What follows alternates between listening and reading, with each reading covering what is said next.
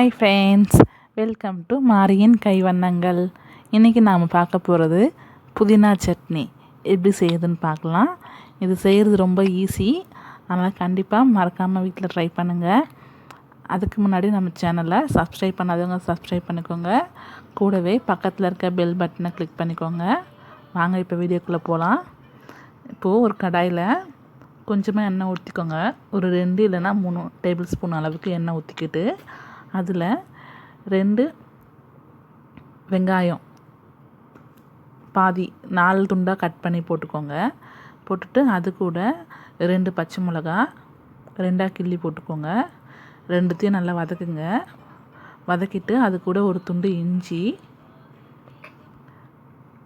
வதக்கிட்டு ஒரு பல் பூண்டு இதெல்லாம் வதக்கிட்டு அப்புறமா கடைசியாக புதினா இலை ஒரு கைப்பிடி அளவு சேர்த்துக்கோங்க. ரொம்ப சேர்க்காதீங்க. இது வந்து 2 பேருக்கு போதுமானது. ஒரு கைப்பிடி சேர்த்துக்கோங்க. சேர்த்துட்டு லைட்டாக வதக்கிட்டு ஆஃப் பண்ணிவிடுங்க. ரொம்ப வதக்குனிங்கன்னா புதினாவோட கலர் சேஞ்ச் ஆகிடும். இப்போ வதக்கிட்டு அதை ஆற வச்சுடுங்க. ஆறினதுக்கப்புறமா ஒரு மிக்ஸி ஜாரில்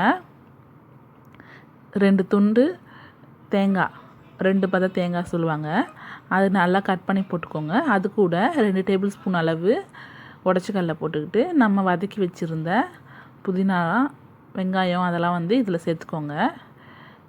சேர்த்துட்டு இது கூட கொஞ்சம் உப்பு சேர்த்து இதை ஃபஸ்ட்டு வந்து தண்ணி ஊற்றாமல் அரைச்சிக்கோங்க. அப்புறம் தண்ணி ஆட் பண்ணி அரைச்சிக்கலாம். இப்போ பார்த்திங்கன்னா இந்த மாதிரி தண்ணி ஊற்றி அரைச்சிங்கன்னா இந்த மாதிரி இருக்கும்.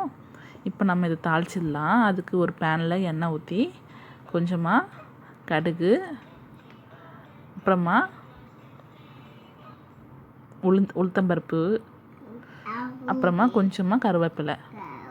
உங்களுக்கு காஞ்ச மிளகா வேணும்னா 2 கிள்ளி போட்டுக்கலாம்.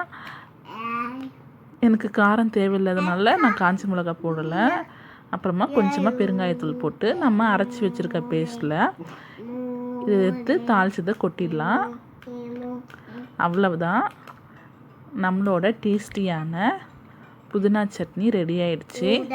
இது இட்லி தோசைக்கெலாம் ரொம்ப சூப்பர் காம்பினேஷனாக இருக்கும். இது செய்கிறது ரொம்ப ஈஸி தான். அதனால் வீட்டில் கண்டிப்பாக ட்ரை பண்ணி பாருங்கள். அவ்வளவுதான். இந்த வீடியோ உங்களுக்கு பிடிச்சிருந்துன்னா நம்ம சேனலை சப்ஸ்கிரைப் பண்ணுங்கள், கமெண்ட் பண்ணுங்கள், லைக் பண்ணுங்கள், ஷேர் பண்ணுங்கள். தேங்க்யூ.